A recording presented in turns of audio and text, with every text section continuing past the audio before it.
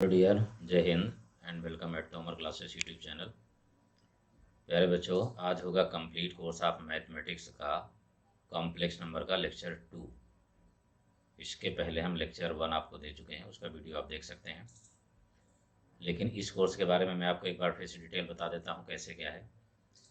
यहाँ पर complete course of mathematics का मतलब है कि मैथमेटिक्स के सभी टॉपिक्स, सभी section, algebra, calculus, 2D geometry, trigonometry, 3D vector, statics, probability, सभी कुछ आपको मिलेगा। और कितने दिनों में? 14 नवंबर को आपका एग्ज़ाम है NDA 2 का। 120 डेज आपके पास हैं। आज 14 जुलाई है, यानी इसका मतलब है 120 डेज आपके पास हैं अभी प्रेजेंट टाइम में। 120 लेक्चर में आपका ये कंप्लीट कोर्स ऑफ मैथमेटिक्स मिलेगा। और ये है सुपर 60 सीरीज का पार्ट। सुपर 60 सीरीज का पार्ट जो कि अनअकैडमी में प्लस कोर्स में भी चल रहा है। सुपर 60 सीरीज उसी का पार्ट मैंने यहाँ पर भी लॉन्च कर दिया है, जिससे आपको फ्री कोर्स भी मिल सके। ठीक है। और बहुत अच्छी तरीके से होगा, बिल्कुल जीरो से लेकर के टॉप लेवल तक जो है, एक एक ट्रिक, एक एक कॉन्सेप्ट। ठीक है। एक एक टाइप का, हर एक टाइप का क्वेश्चन, चाहे वो क्वेश्चन ऑब्जेक्टिव टाइप हो या फिर पैराग्राफ में, पैसेज में ऑब्जेक्टिव टाइप हो, वो सभी कुछ आपको इसमें मिलने वाला है। ठीक है। तो बस बने रहिए हमारे साथ और पूरा एक एक चीज़ तैयार करिए। पूरा लेक्चर आप कंप्लीट देखा करिए, उसमें एक भी सेकंड जो है मिस मत करिए, शुरू से लेकर लास्ट तक। क्योंकि लास्ट में भी आपको ऐसा क्वेश्चन मिल सकता है कि हो सकता है कि आपके एग्जाम में आ जाए। Okay dear. तो क्वेश्चन स्टार्ट करने से पहले, आज का सेशन स्टार्ट करने से पहले कुछ पहले मैं आपको और बता देता हूँ, इसमें उसकी जानकारी भी आपके लिए ज़रूरी है। ये टेलीग्राम चैनल है मैश भाई NS तोमर सर, इसको आप ज्वाइन कर सकते हैं, जिसमें से आपको DPP, PDF और क्लासेस लिंक सबसे पहले आपको मिलता रहेगा। सभी अपडेट सबसे पहले आपको मिलेंगे। ये प्रोफाइल है बच्चों, देख सकते हैं इसको। इसके बाद कुछ एक्स्ट्रा क्लास आप लेना चाहते हैं तो अनअकैडमी में आप कोड NS तोमर का यूज करके क्लासेस अनलॉक कर सकते हैं। इससे सभी क्लासेस अनलॉक हो जाएंगी जो फ्री क्लासेस हैं। फॉलो करिए, फॉलो करने के बाद इस कोड का यूज करिए। ठीक है। इसके बाद आप फ्री क्लासेस हमारी देख पाएंगे। ये टाइमिंग है बच्चों अनअकैडमी में, यानी यहाँ पर क्लास करने के बाद आप यहाँ पर टेस्ट भी दे सकते हैं। ठीक है। यहाँ पर टेस्ट जो है डेली 1 PM पर आपको क्लास मिलेगी। इसमें से आप डिस्कस कर सकते हैं आप किसी भी डाउट को अपने। फ्री क्लास है बिल्कुल ये। और अगर आप सब्सक्रिप्शन लेके आना चाहते हैं तो फिर 2 क्लासेस आपको ये डेली मिलेंगी, मॉर्निंग एंड इवनिंग। और साथ में एक क्लास और स्टार्ट होने जा रही है, अभी उसके बारे में भी आपको मैं बता देता हूँ। ठीक है ना। 17 जुलाई से प्रोबेबिलिटी और स्टैटिक्स का न्यू कोर्स स्टार्ट होने जा रहा है, 8 PM पर होगा। ये न्यू कोर्स एक बच्चा और आ रहा है, बहुत ही अच्छा। ये है officers officers NDA 2 top ranker series of mathematics. ठीक है। अनअकैडमी पर इसका जो है 20 जुलाई से स्टार्ट हो रहा है ये, और इसकी टाइमिंग होगी 4 PM। बहुत ही इंपॉर्टेंट टेस्ट सीरीज है बिल्कुल ये। अगर आप चाहें प्रैक्टिस के लिए बेस्ट है, ज्वाइन कर सकते हैं ऑफिसर्स NDA 2। इसमें डेली आपको, डेली का मतलब जो है एक दिन 50 क्वेश्चंस होंगे। ठीक। 1 डे ठीक, इसमें मिलेंगे आपको 50 क्वेश्चंस। और दूसरे दिन फिर इनका डिस्कशन होगा। दूसरे दिन का बच्चों डिस्कशन होगा। 50 क्वेश्चन 50 मिनट में आपको करना होगा। 2 टॉपिक्स इंक्लूड होंगे ऑफिसर्स NDA में। ओके डियर, आइए स्टार्ट करते हैं अब कॉम्प्लेक्स नंबर का लेक्चर 2।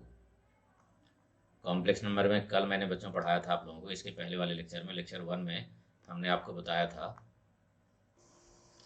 आज बच्चों होगा आटा से रिलेटेड कुछ न्यू कॉन्सेप्ट, और इसके बाद फिर आगे पढ़ा जाएगा इसमें आज डिस्क्रिप्शन ऑफ कॉम्प्लेक्स नंबर, यानी कितने तरीके से हम कॉम्प्लेक्स नंबर को डिस्क्राइब कर सकते हैं, यानी कि लिख सकते हैं इसमें से। ठीक है। तो सबसे पहले आटा से रिलेटेड कुछ और जानकारी आपको दे देते हैं। इसमें से कुछ इंपॉर्टेंट नोट्स हैं, उनको लिखना है, ये बहुत ही काम के हैं। इनसे क्वेश्चन ज़रूर फंसता है, हर बार कहीं ना कहीं मिलता ही मिलता है, यूजेस इनके बहुत ज़्यादा हैं। नंबर 1, जब भी हम कभी भी 1 + i का होल स्क्वायर देखेंगे, कहीं पर भी 1 + i का होल स्क्वायर आता है, तो इसको हम क्या लिखेंगे, 1 स्क्वायर प्लस आई स्क्वायर, ठीक है, 1 प्लस आई स्क्वायर, यानी कैसे बनाइए 1 प्लस आई स्क्वायर प्लस 2i। अब आप जानते हैं कि आई स्क्वायर इक्वल टू -1 है, कल हमने बताया था, इससे ये कैंसिल हो जाएगा तो 2i बचेगा। सेकेंड पार्ट जो इसका है वो होगा 1 माइनस आई स्क्वायर। 1 माइनस आई स्क्वायर की जब बात आएगी तो सिमिलर कंडीशन, स्क्वायरिंग करेंगे आप तो 1 प्लस आई स्क्वायर बनेगा, लेकिन -2i आ जाएगा ये, ठीक। थर्ड नंबर जो इसका बनेगा, थर्ड नंबर होगा 1 प्लस आई अपान 1 माइनस आई है, अगर कहीं भी इस तरीके से दिया हुआ है, ऐसे क्वेश्चन मिलेंगे आपको बिल्कुल। तो इनमें से आप जो है कंजुगेट से मल्टीप्लाई करेंगे फिर निकालेंगे तो टाइम बर्बाद होगा। ध्यान रखिए कंजुगेट से मल्टीप्लाई करने के बाद इसकी वैल्यू आई ही आएगी, अगर ऊपर प्लस है तो आई आएगी, और अगर ऊपर यानी न्यूमरेटर में अगर यहाँ पर माइनस हो गया, न्यूमरेटर में अगर यहाँ पर माइनस हो जाएगा तो फिर आ जाएगा माइनस आई, अगर डिनोमिनेटर में प्लस हो गया, ठीक, तो फिर ये बनेगा माइनस आई। अब इसी से कई क्वेश्चन भी बन जाते हैं, तो बताते हैं आपको इसको, लेकिन पहले एक फोर्थ कॉन्सेप्ट और देख लीजिए इसका, ठीक। फोर्थ कॉन्सेप्ट ये है कि 1 प्लस माइनस आई कुछ भी हो, अगर इसकी पावर n लिखा है तो ये वैल्यू होगी -4 to power q into 1 plus है तो प्लस, माइनस है तो माइनस, आई की पावर r। अब r और q क्या है, n को आपको 4 से डिवाइड करना है, डिवाइड करने से दो वैल्यू जाएंगी, एक आएगा कोएफिशिएंट यानी भागफल जितनी बार गया है, ठीक है ना, वो होगा, और इसके बाद जो रिमाइंडर बचेगा वो r होगा, ठीक है ना। तो यहाँ पर आपको भागफल लिखना है कोएफिशिएंट, यहाँ पर रिमाइंडर लिखना है शेषफल। ये चार कॉन्सेप्ट हैं बच्चों, और चारों का यूज आगे वाले क्वेश्चन में बहुत अच्छा होगा, ठीक है ना, बहुत अच्छी तरीके से इनको आपको तैयार रखना है हमेशा के लिए। क्वेश्चन है इफ, क्वेश्चन 1 इसमें बच्चों, if 1 plus i upon 1 minus i to whole power 296, ठीक है, is equal to a plus i b, then find the value of 2a plus b. 2a plus b की वैल्यू आपको निकालना है, right. तो 2a plus b की value निकालने के लिए आपको करना क्या होगा, सबसे पहले देखिए वही कॉन्सेप्ट यूज हो गया जो अभी अभी जस्ट आपने पढ़ा है, कि अगर कहीं भी 1 प्लस आई न्यूमरेटर में 1 माइनस आई डिनोमिनेटर में है, then this is equal to i. इसका मतलब है ये टोटल सिंप्लीफिकेशन आई के इक्वल हो गया, तो आई टू पावर 296। ये मैंने पिछली क्लास में बताया था आप लोगों को, इसके पहले वाले वीडियो में आपने पढ़ा है कि अगर आई की पावर कुछ भी हो तो उसको 4 से डिवाइड करेंगे। जब आप इसको 4 से डिवाइड करेंगे 296 को, तो आप देख सकते हैं यहाँ पर, ठीक है, कि ये परफेक्टली डिवाइड हो जा रहा है, 4 7 जा 28 हो गया, 1 रिमाइंडर होगा, 4 4 जा 16, परफेक्टली डिवाइड है। तो जब परफेक्टली डिवाइड होता है, 4 का मल्टीपल होगा ये, तो वैल्यू 1 आएगी। इसका मतलब ये हो गया कि ये वैल्यू 1 होगी, प्लस आई इंटू 0 होगा, क्योंकि इमेजिनरी पार्ट 0 हो गया इसमें। जब कंपेयर करेंगे तो a इक्वल टू 1 आ चुका होगा, b इक्वल टू 0 हो जाएगा, तो फिर वैल्यू हो जाएगी 2a plus b is equal to, ये बनेगा बच्चों 2 इंटू 1 प्लस 0, ये आंसर हो गया।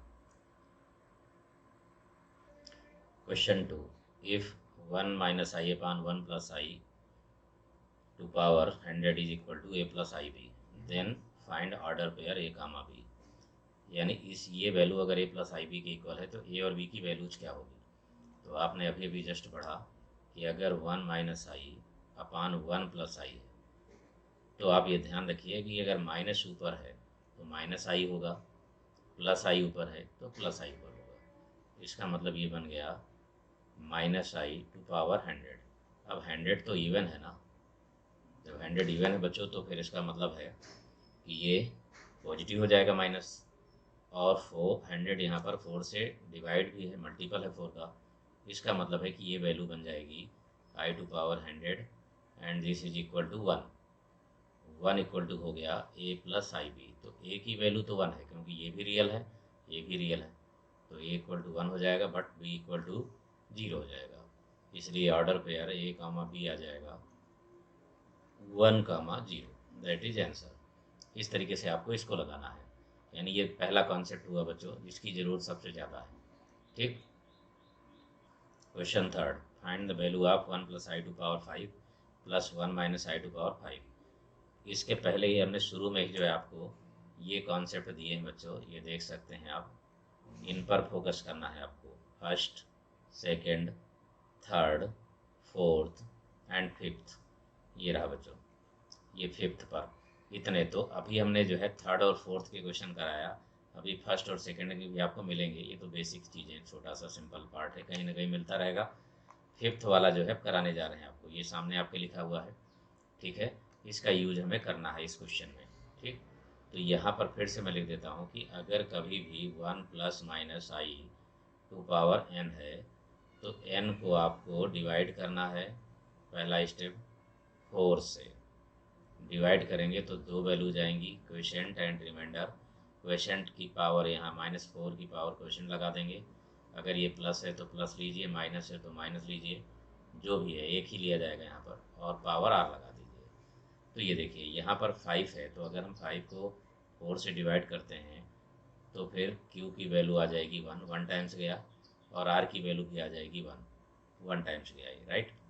इसका मतलब ये कि हम 1 + 5 1 + i² 5 को लिख सकते हैं हम -4 / 1 और इंटू 1 + i² 1 प्लस, इसको हम लिख सकते हैं -4 / 1 1 - i² 1, राइट। ये लिख सकते हैं हम इसको, ठीक है। जब ये लिख सकते हैं यहाँ पर, ये दोनों को डायरेक्ट यहाँ लिखना है, ज़्यादा सोचने की जरूरत नहीं है क्योंकि पूरा डिटेल हमने लिख भी दिया। इधर फार्मूला भी लिख दिया हमने और इधर डेरिवेशन भी लिख दी कि किस तरीके से जो है क्यू आया और किस तरीके से आर आया। तो इसके प्लेस पर ये और इसके प्लेस पर ये लिख सकते हैं। तो फिर यहाँ पर कॉमन भी तो आ गया, -4 कॉमन आ चुका है दोनों में, और बचा यहाँ पर 1 + i + 1 - i। ये कैंसिल आउट हुआ तो यहाँ बचेगा 2 बचा, और ये -4 × 2 इक्वल टू कितना हो जाएगा बच्चों, 8। ये आंसर हो गया। अब इसको थोड़ा सा और शॉर्ट करने के लिए बताता हूँ मैं आपको। अगर n की वैल्यू ऐसे ही दी हुई है कि जिसमें रिमाइंडर 1 आ जाए, कोई भी वैल्यू ऐसी दी है जिसमें रिमाइंडर 1 आ जाए, तो फिर आपको तुरंत -4 की पावर q × 2 कर देना है, बस आंसर आ जाएगा × 2। अगर ये वैल्यू दी हुई है तो r की वैल्यू अगर 1 आ रही है तो आप डायरेक्ट यूज कर सकते हैं 1 सेकंड में। 1 सेकंड का मतलब है कि सामने आंसर दिख गया आपको। वही, अब इसके बाद फिर तो भाई क्वेश्चन लगाने में, बबल्स डार्क करने में समय तो लगता ही है, वो तो फिर आपको करना है स्पीड से। नेक्स्ट क्वेश्चन देखिए, the value of 1 + i² 17 and 1 - i² 17। 17 को जब आप 4 से डिवाइड कर रहे हो तो 4 टाइम्स हो गया क्वेश्चन इसका, रिमाइंडर हो गया 1। अब रिमाइंडर 1 आ गया, बस हमारे काम की बात आ गई। ठीक, अब देर नहीं लगाना है आपको, बिल्कुल सेकंडों में आप इसका आंसर लिख सकते हैं, बहुत ही फास्ट। ठीक है, हालांकि मैं यहाँ पूरा क्वेश्चन लिख रहा हूँ तो इसलिए मुझे तो कम से कम 10-20 सेकंड तो लगेगा ही, लेकिन आप लोगों को करना क्या है, -4 की पावर क्वेश्चन यानी कि 4 4 बार गया है, और × 2 ये हो गया। ठीक है ना, 4 चौक 16, और कितना हो गया, 16 × 16। ठीक है, ये हो गया 256, और × 2 ये आ गया 512। आंसर हो जाएगा, तुरंत ही आ गया। हाँ, अब पूरा भूल गए हैं आप, नहीं याद आ रहा तो ये 2 यहाँ कैसे लिखते हैं, नो प्रॉब्लम, वही चीज़ आप यूज कर दीजिए जो करना है हर बार। -4 की पावर 4 और 1 + i की पावर 1 प्लस 1 - i² 1, और ये मैंने आगे लिख दिया है, कोई बात नहीं, बात वही है। ठीक है ना, ये बस -4² 4 कॉमन हो जाएगा, जो बचा यहाँ पर 1 + i + 1 - i, ये हो गया। कैंसिल आउट हुआ तो 2 बचेगा, तो -4 की पावर यानी कि 256, और × 2 ये आंसर आ जाएगा। चाहे आप ऐसे लिख दीजिए, अगर आपको याद रहे तो बेस्ट है, फिर तो आप तुरंत कर सकते हैं, फिर तो सोचना ही नहीं आपको। Find the value of 1 plus i to power 10 plus 1 minus i to power 10। 10 को आपको 4 से डिवाइड करना है। जब 4 से डिवाइड करेंगे तो रिमाइंडर यानी क्यू 4 2 या 8 यानी 2 टाइम्स गया, रिमाइंडर आ गया 2। अभी तक आपने देखा कि रिमाइंडर 1 की बात किया था हमने। रिमाइंडर 1 के हमने 2 क्वेश्चन आपको दिए, जिनमें से आपको क्या करना था, -4 टू पावर क्वेश्चन इंटू 2 करके तुरंत आंसर आ जा रहा है। रूल वही है, ट्रिक वही है बच्चों, उसी को लगाना है आपको, दूसरा नहीं। ठीक, लेकिन यहाँ पर रिमाइंडर जब 2 बच रहा है तब क्या करना होगा, मेथड वही है, सिमिलर मेथड आप यूज करिए। पहले -4 टू पावर 2 और 1 प्लस आई का whole square plus -4 to power 2 into 1 minus i का होल स्क्वायर, राइट। जैसे हमने अभी जस्ट बताया है वही फार्मूला जो है, ठीक है ना। तो यहाँ पर -4 टू पावर 2 ये कॉमन आ गया। अब ये जरा देखिए, 1 प्लस आई स्क्वायर की वैल्यू, जो मैंने कहा था कि 1 और 2 का यूज होगा, ठीक है। हमने जो 4 5 आपको लिखा है उन्हीं 5 पर डिपेंड चल रहा है, देख रहे हैं अभी, और वो भी सुपर। ये भी ध्यान रखिए बच्चों आप कि हमारी हर एक क्लास का क्वेश्चन वो आपको जो है डी एग्जाम में, एयरफोर्स नेवी में 100% मिलना ही है, उसी टाइप का मिलना है, उसका यूज होगा ही उस कॉन्सेप्ट का, ठीक है। तो यहाँ पर जो है 1 प्लस आई स्क्वायर की जगह पर हम लिख सकते हैं 2i, ठीक, और ये वाले पर लिख सकते हैं -2i, ये यानी ये आंसर आ जाएगा 0। 4 4 जा 16 इंटू 0 यानी 0 आएगा। मतलब ये कि अगर आर की वैल्यू कभी भी जो है, कभी भी आर की वैल्यू 2 आती है तो डेफिनेटली सम क्या होगा, 0 होगा, बिल्कुल। मतलब देखते ही क्वेश्चन का आंसर आप बता देंगे, बस रिमाइंडर उसमें आपको नज़र आना चाहिए 2, ठीक है ना। क्वेश्चन कुछ भी आए उससे कोई लेना देना नहीं है, ठीक है। Find the value of 1 plus i to power 2022 1 minus i 2022।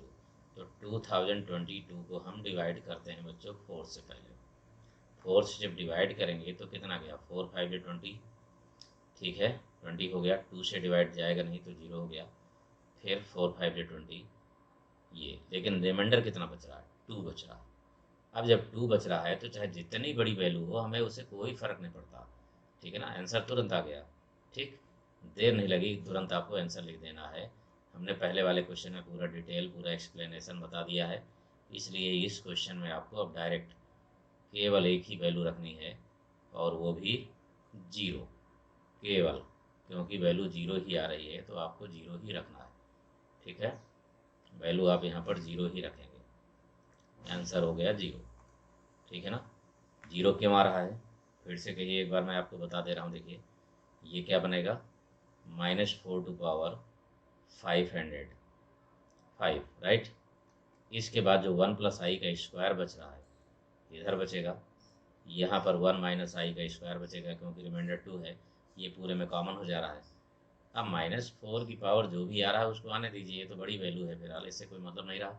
लेकिन ये 2i होगा और ये -2i होगा, ये मैंने लिखा दिया है आज की क्लास में ही, जस्ट पहले आपने देखा है, ये 0 आ गया, ठीक है, इक्वल टू 0। अब इतनी देर लगाने की क्या ज़रूरत है, अगर हमें पता लग रहा है कि आर की वैल्यू 2 आ रही है, ठीक है ना। अगर हम जो है n को 4 से डिवाइड करते हैं इसको, और आर की वैल्यू 2 आ जा रही है, तो हम डायरेक्ट कैलकुलेट कर लेंगे, तुरंत आंसर हो जाएगा। बिल्कुल 1 सेकंड में आप आंसर लिख करके चले आइए, कहीं पर भी यूज हो जाए तो ऐसे कर देना है आपको, ठीक। Question number 7, find the value of 1 plus i to power 11 plus 1 minus i to power 11। मतलब ये कि यहाँ पर n की वैल्यू है 11, 11 को 4 से डिवाइड करना है, तो क्वेश्चन जाएगा 4 2 जाए 2 टाइम्स, q की वैल्यू 2 होगी, r की वैल्यू होगी बच्चों 3, क्योंकि यहाँ 3 रिमाइंडर बच रहा है, राइट।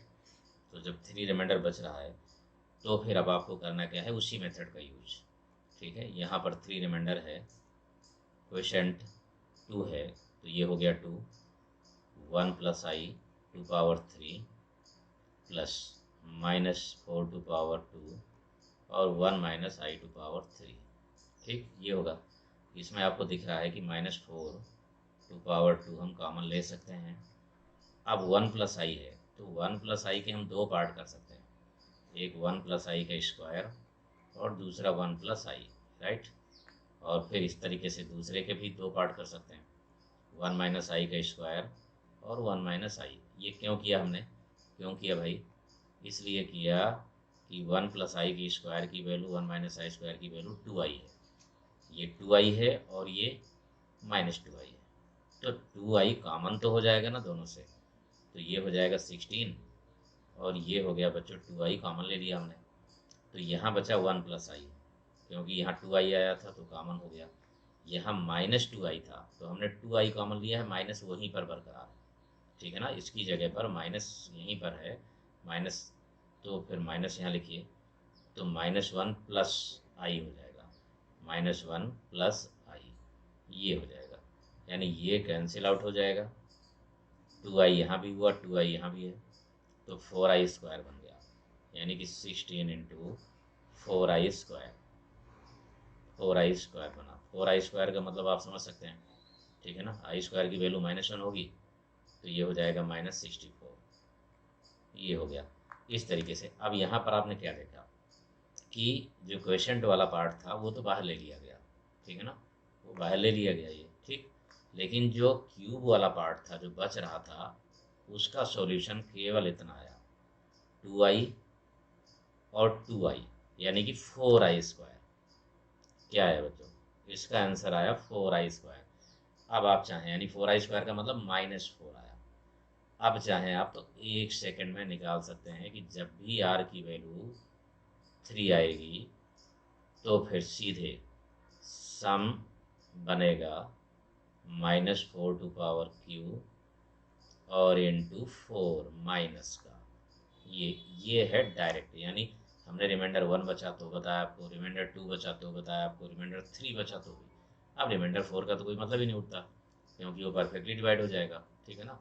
तो जितना क्यू बचेगा वही उसका आंसर होगा, आगे वाला जो है 2 आ जाएगा, हालांकि वो भी बताते हैं आपको अभी हम, ठीक है ना। रिमाइंडर 4 का मतलब परफेक्टली डिवाइड। तो फिलहाल इसमें एक क्वेश्चन अभी और कर लेते हैं, अब आपको डायरेक्ट ही कर देना होगा।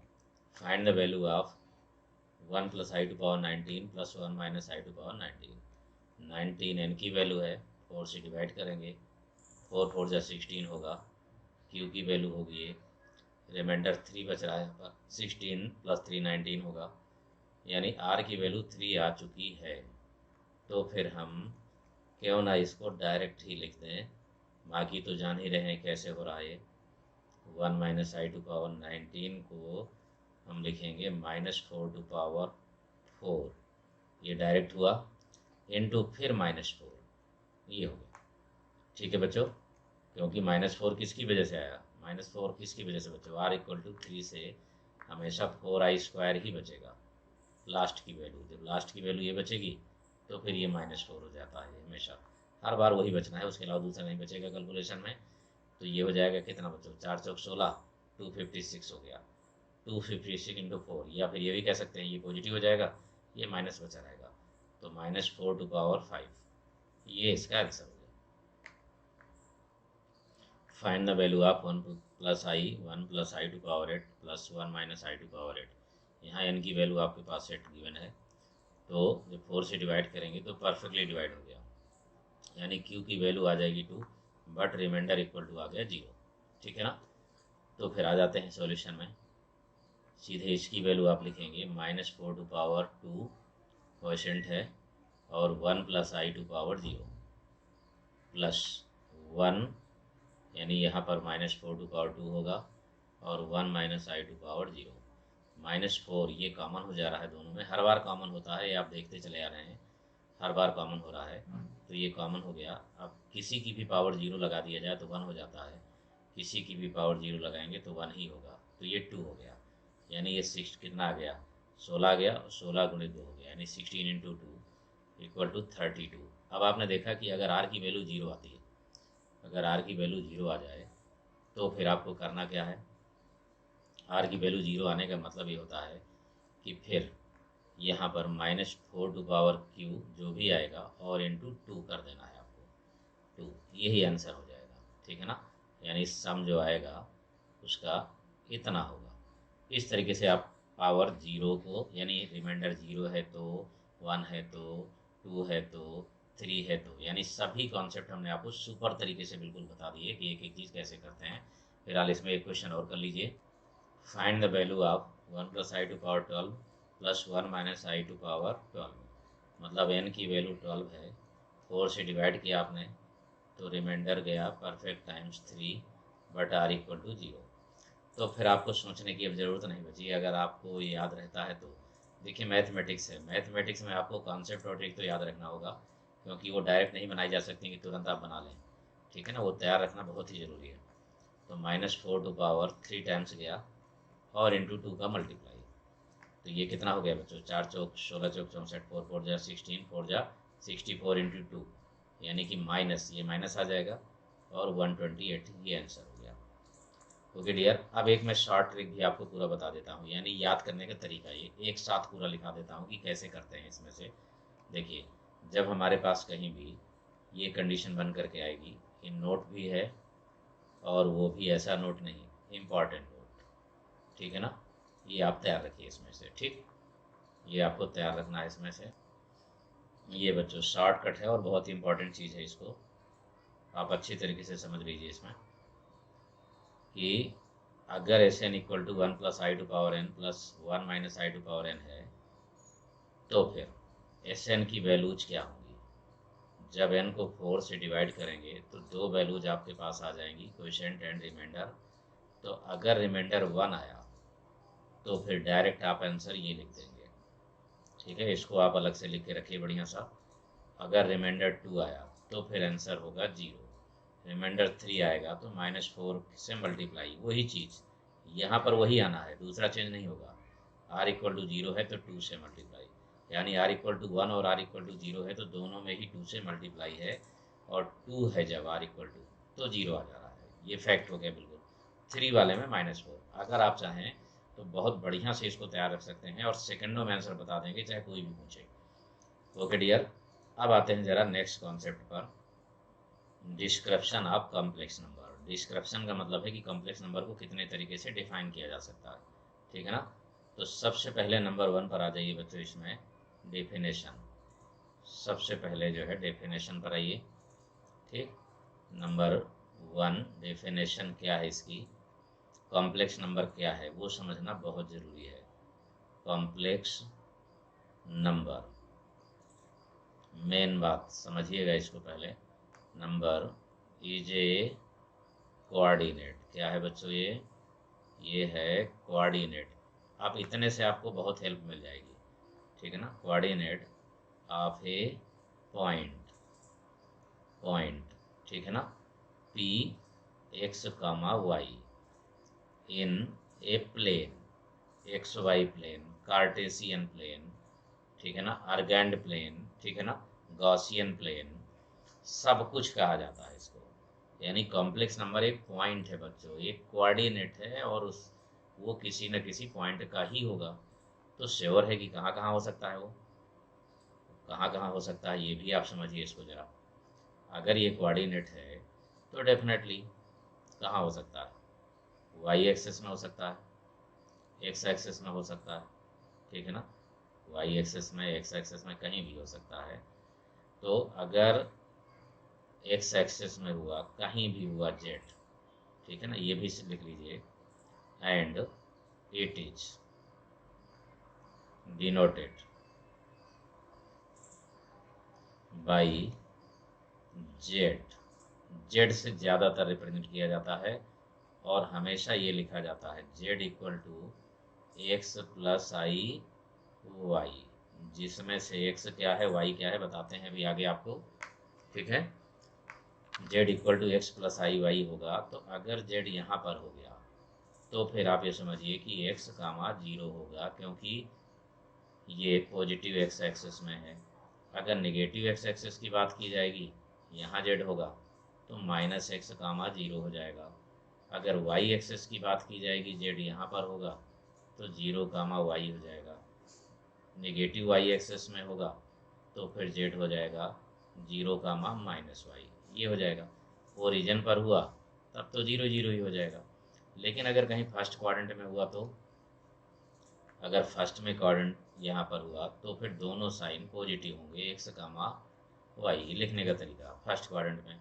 सेकंड में हुआ कहीं तो फिर पहला नेगेटिव और दूसरा पॉजिटिव नज़र आएगा आपको।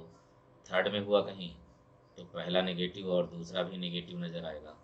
फोर्थ में हुआ कहीं तो फिर पहला पॉजिटिव और दूसरा निगेटिव नजर आएगा। इस तरीके से यानी कि 4 क्वाड्रेंट, 4 एक्सेस और ओरिजिन, 9 प्लेस के अलावा और कहीं भी नहीं होगा कॉम्प्लेक्स नंबर। यानी ये तो इसका डेफिनेशन हुआ कि कॉम्प्लेक्स नंबर एक कोऑर्डिनेट है किसी भी पॉइंट का और वो कहाँ कहाँ हो सकता है। ठीक है, उसमें दो वैल्यूज होंगी, एक रियल पार्ट होगा और दूसरा इमेजिनरी पार्ट होगा। ठीक है ना। तो रियल पार्ट और इमेजिनरी पार्ट का क्या मतलब हुआ इसमें कि अगर आपके पास z equal to x plus i y लिखा है, ठीक है, अगर ऐसा है तो फिर रियल z यानी रियल पार्ट ऑफ z इसको पढ़ा जाएगा और वो होगा x। Imaginary part of z में आई एम लिख करके z लिख दीजिए तो ये होगा y। लेकिन यहाँ पर ये भी आ सकता है क्वेश्चन में कि if z is purely real, क्या लिख के आ सकता है बच्चों, प्योरली रियल। अगर ये लिख करके आता है प्योरली रियल तो हमारे पास दो कंडीशन होंगी। पहला ये कि अगर प्योरली रियल है तो डेफिनेटली इमेजिनरी जेड पार्ट 0 रखना होगा। दूसरा ये कि अगर प्योरली रियल है तो श्योर है कि फिर अगर हम जेड का कंजुगेट करेंगे तो फिर वो जेड के इक्वल ही आएगा। कंजुगेट का मतलब साइन चेंज करेंगे, कंजुगेट का मतलब है अभी बताएंगे आगे। वाई, वाई का साइन यानी एक्स एक्सेस का इमेज बनेगा, एक्स एक्सेस मिरर होगा और एक्स एक्सेस के रेस्पेक्ट में जो इमेज बनेगा कोऑर्डिनेट का, चाहे ऊपर है तो नीचे, नीचे है तो ऊपर, वही बनता है कंजुगेट। ठीक है, कुल मिलाकर के जेड का image with respect to the line x axis, तो वाई का साइन चेंज होता है।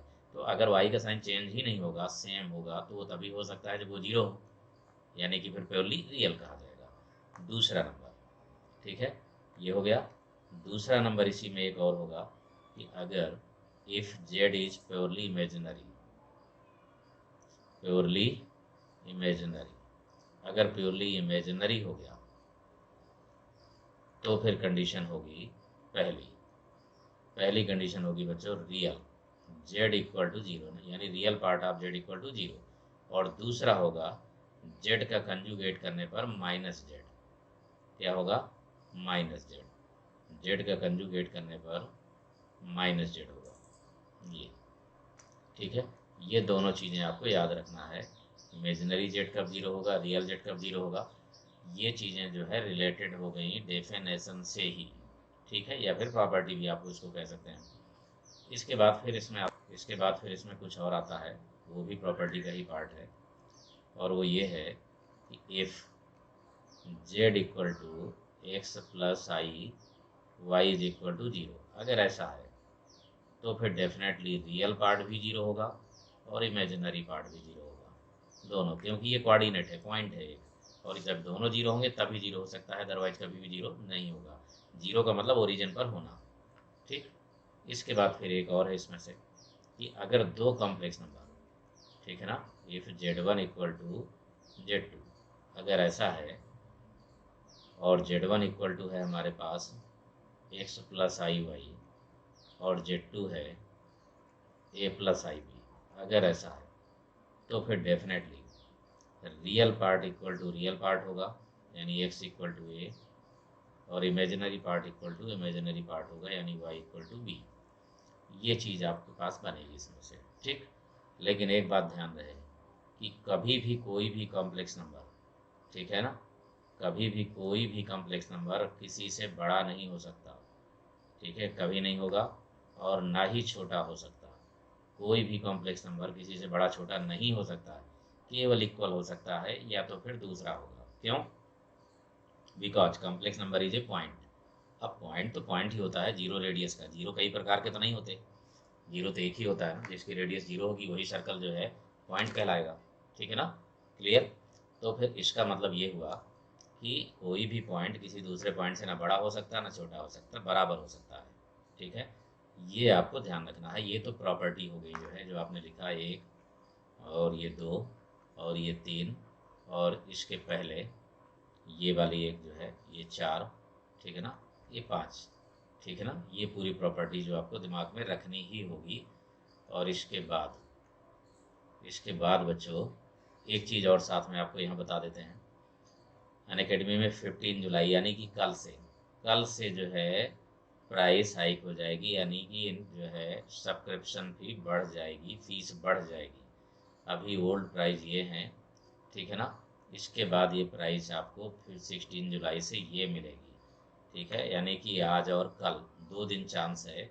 और अगर 12 मंथ का आप लेते हैं तो आपको 2 मंथ का फ्री सब्सक्रिप्शन मिलेगा। 24 का लेते हैं तो 4 मंथ का फ्री सब्सक्रिप्शन आपको मिल जाएगा। ये बेनिफिट आपको इसमें मिलेगा। साथ में एक बच्चों ये बेस्ट कॉम्बो ऑफर भी है कि 1 ईयर का अगर आप एनडीए का लेते हैं तो एसएसबी का भी अलग से लगता है, तो वो भी 1 ईयर का मिल जाएगा। यानी करीब 7000 की इसमें बचत हो रही है। ये आपको बेनिफिट मिलेगा जो है, ठीक है। और कॉम्बो ऑफर में अभी है भी, यहाँ पर ही देखिए, ये इसके साथ ये कॉम्बो ऑफर का यूज भी कर सकते हैं आप।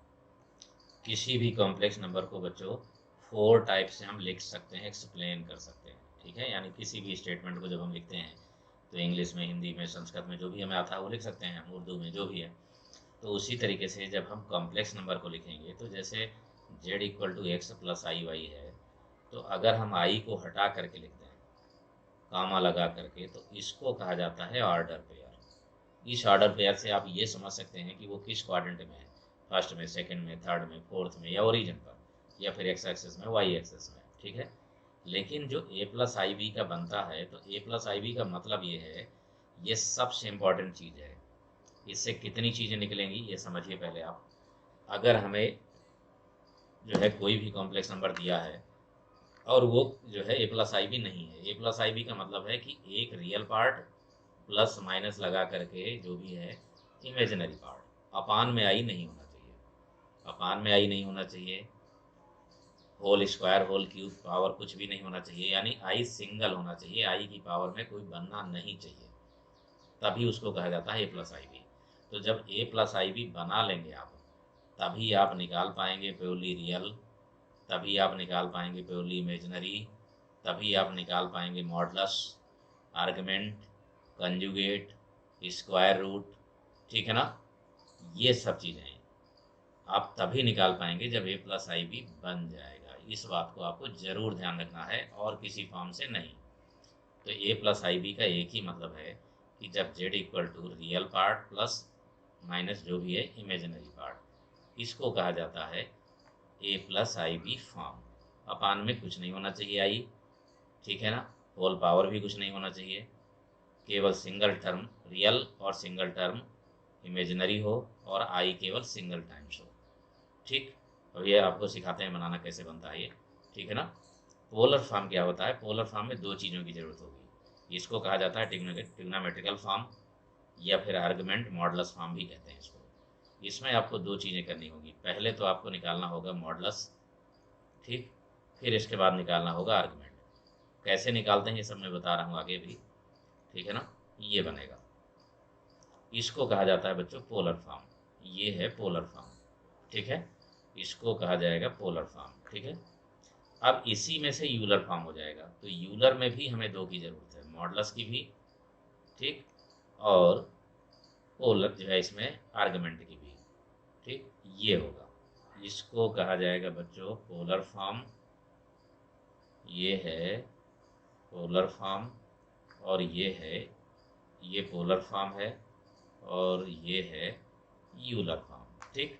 लेकिन दोनों में खास बात क्या है कि जब भी आप जो है जेड निकालेंगे, मॉड जेड, तो मॉड जेड का मतलब होता है real square plus imaginary square. आगे बता रहे हैं अभी, लेकिन फिर भी यहाँ जान लीजिए आप। दूसरा, थीटा निकालने के लिए टेन थीटा इक्वल टू होगा mod of y upon x, यानी कि positive, mod of y upon x यानी कि पॉजिटिव। ये दोनों आर्गुमेंट क्या है, मॉडलस क्या है, कंजुगेट क्या है, ये सब बता रहे हैं। लेकिन इसके पहले आप ये चारों चीज़ें तैयार रखिए। इनका यूज क्या है पहले, मॉडलस कैसे निकलता है, आर्गुमेंट कैसे निकलता है, ये भी हम आपको आज की ही क्लास में बता रहे हैं जस्ट इसके बाद, ठीक है।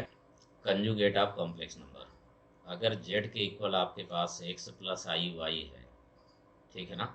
अगर जेड आप इतना है, ये किसी क्वाड्रेंट में हो जाए, सपोज करिए जेड यहाँ पर है, तो फिर डेफिनेटली जेड बार इसका नीचे होगा, यानी इमेज, प्रतिबिंब, ये होगा जेड बार। इसका मतलब ये कि हमारा जो है इसमें जो वाई का जो साइन है, आई का जो साइन है वो चेंज हो जाएगा। इमेजिनरी पार्ट का साइन चेंज हो जाएगा और जेड बार से रिप्रेजेंट करते हैं उसको, एक्स माइनस आई वाई बन जाएगा। ठीक है ना, ये बनेगा। अगर क्वेश्चन में कहीं ऐसा है कि जेड नीचे है, यहाँ पर है, जेड यहाँ पर है, तो श्योर है कि जेड बार ऊपर हो जाएगा, यानी वाई एक्सिस के यानी पॉजिटिव पोर्शन पर। अगर जेड ये है तो जेड बार ये बनेगा। ठीक, मतलब ये कि अगर z equal to x minus i y है तो फिर जेड कंजुगेट इसका बनेगा एक्स प्लस आई वाई। कुल मिलाकर के बात ये है, इसकी कुछ प्रॉपर्टी भी है, वो भी लिखाएंगे। लेकिन इसमें आपको ध्यान रखना है कि केवल इमेजिनरी पार्ट का साइन चेंज करना है। ठीक है ना, साइन केवल चेंज करना है बस, तो कंजुगेट बन जाएगा तुरंत ही। लेकिन ध्यान रहे, अगर इमेजिनरी पार्ट है ही नहीं तो फिर साइन चेंज होगा ही नहीं, तो फिर वो कहलाएगा प्योरली रियल, जो आपने अभी जस्ट पढ़ा। ये तो कंजुगेट की डेफिनेशन हो गई। अब इसके साथ आते हैं ज़रा मॉडलस। इसमें है बच्चों, अगर आपके पास गिवन है z equal to x plus i y, suppose करिए कि फर्स्ट क्वाड्रेंट में है या कहीं भी है, तो फिर मॉड z का मतलब क्या है? मॉड z मस्ट बी खास बात है जो बच्चों बहुत ही यूजफुल है और बहुत हेल्प मिलेगी आपको क्वेश्चन को सॉल्व करने में भी। मॉड z का सेंस क्या है? Must be distance of